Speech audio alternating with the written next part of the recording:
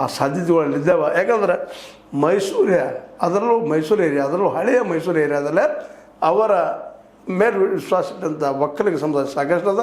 ಈ ಎಲ್ಲ ನೆಲೆಗಟ್ಟಿನಲ್ಲೇ ಇವತ್ತು ಯಡಿಯೂರಪ್ಪನವರು ಅನಗತ್ಯ ಇವರು ವಿರೋಧ ಕಟ್ಟುಗಳಿಗಿಂತಲೂ ಜೊತೆಗೆ ಹೋಗಿ ಸಂದರ್ಭ ಬಂದಾಗ ನೋಡೋಣ ಅನ್ನುವಂಥದ್ದು.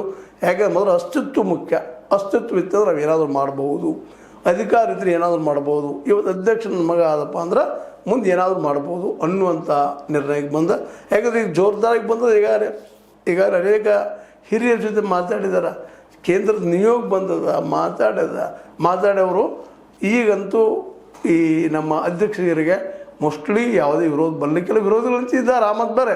ಆದರೆ ಹೈಕಮಾಂಡರು ಸಹಿತ ಇವತ್ತು ನಾ ಈಗ ತಮ್ಮ ಚರ್ಚೆ ಮಾಡಿದಂಗೆ ಹಿಂದೂ ಮಾಡಿದ್ದೀನಿ ಸಾಕಷ್ಟು ಸಲ. ಕರ್ನಾಟಕದಲ್ಲಿ ಏನದಪ್ಪ ಅಂದ್ರೆ ಅಹಿಂದು ಸಂಘಟನೆ ಜೊತೆಗೆ ದಲಿತ ಮತ್ತು ಆದಿವಾಸಿ ಸಮುದಾಯಗಳ ಮತ್ತು ಅಲ್ಪಸಂಖ್ಯಾತರು ಅವ್ರ ಜೊತೆಗೆ ಇರೋದ್ರಿಂದಾಗಿ ಒಂದು ಸ್ವಲ್ಪ ಮೆಜಾರಿಟಿ ಜಾಸ್ತಿ ಅದು. ಅವ್ರ ವಿರೋಧವಾಗಿ ಲಿಂಗಾಯತ್ ಮತ್ತು ಒಕ್ಕಲಿಗ ಕಾಂಬಿನೇಷನ್ ಮಾಡ್ಬೇಕಂತ ಕೇಂದ್ರದ ಮೋದಿ ಮತ್ತು ಶಾರ್ ಅವರ ತರ್ಕ ಆ ದಿಶೆಯಲ್ಲೇ ಇತ್ತು. ನಮ್ಮ ದೇವೇಗೌಡರನ್ನು ನಮ್ಮ ಯಡಿಯೂರಪ್ಪನವ್ರನ್ನ ಕೂಡಿಸಿ ಚುನಾವಣೆ ಎದುರಿಸುವಂಥ ಒಂದು ಪ್ರಯತ್ನ ಇಲ್ಲಿ ಮಾಡ್ತಾ ಇದ್ದಾರೆ.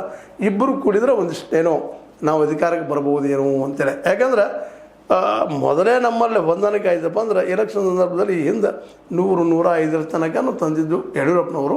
ಅವ್ರ ಜೊತೆ ಇವರೊಂದು 10-20-30 ತಂದ್ರಂದ್ರೆ ನಮ್ಮ ಗೌರ್ಮೆಂಟ್ ಆಗ್ತದೆ ಅನ್ನುವಂಥ ಒಂದು ಸಾಮಾನ್ಯ ಲೆಕ್ಕಾಚಾರ. ಜೊತೆಗೆ SIR ಈ ಸಲ ಹೆಲ್ಪ್ ಆದೀತಾ ಅನ್ನುವಂಥ ಭರವಸೆ. SIR ಮತ್ತು EVM ವಿರೋಧಿಗಳು ಅದನ್ನೇ ವಿರೋಧ ಮಾಡ್ತಾ ಇದ್ದಾರೆ. ಎದ್ದ ತಕ್ಷಣ ಮೊದಲು ವಿರೋಧ ಮಾಡೋದು ಅದನ್ನು ಇವತ್ತು ಸಿದ್ದರಾಮಯ್ಯನವರು ಅದಕ್ಕೆ ಬೆಲೆ ಹಚ್ಚಿದ್ದಾರೆ. ಇವತ್ತು ಈ ದಿಶೆಯಲ್ಲೇ ಮಮತಾ ಬ್ಯಾನರ್ಜಿಯವರು ಸೋತರು ಗೊತ್ತದ ವೆಸ್ಟ್ ಬೆಂಗಾಲ್ದಲ್ಲೇ. ಅದು ಅವರಲ್ಲೇ ಒಂದು ಮಿಸ್ಟೇಕ್ಸ್ ಅನ್ಬೋದು, ಅತಿ ಆತ್ಮವಿಶ್ವಾಸ, ನಾನು ಜನ ನನ್ನ ಕೈ ಬಿಡಲಿಕ್ಕಿಲ್ಲ ಅನ್ನುವಂಥ ಒಂದು ದಿಟ್ಟ ಧೈರ್ಯ. ಆ ಕಾರಣಕ್ಕಾಗಿ ಮಮತಾ ಬ್ಯಾನರ್ಜಿಯವರು ಹಿಂಬಡಿತ ಆಗಿರ್ಬೋದು. ಅದನ್ನು ನೋಡಿರುವಂಥ ಕರ್ನಾಟಕ ಸರ್ಕಾರ, ಅದು ಸಿದ್ದರಾಮಯ್ಯ ಮತ್ತು DKಶಿ ಅವರ ಸರ್ಕಾರ ಒಂದು ನಿರ್ಧಾರಕ್ಕೆ ಬಂದದ. SIRನ್ನು ಪ್ರಾಮಾಣಿಕವಾಗಿ ಪಾರದರ್ಶಕವಾಗಿ ಮಾಡಿಸ್ಬೇಕಂತೇಳಿ. ಮೋಸ್ಟ್ಲಿ SIR ಇಫೆಕ್ಟ್ ಆಗಲಿಕ್ಕಿಲ್ಲ. ಯಾಕಂದರೆ SIR ತಮಿಳ್ನಾಡಲ್ಲಿ ಇಫೆಕ್ಟ್ ಆಗಿಲ್ಲ.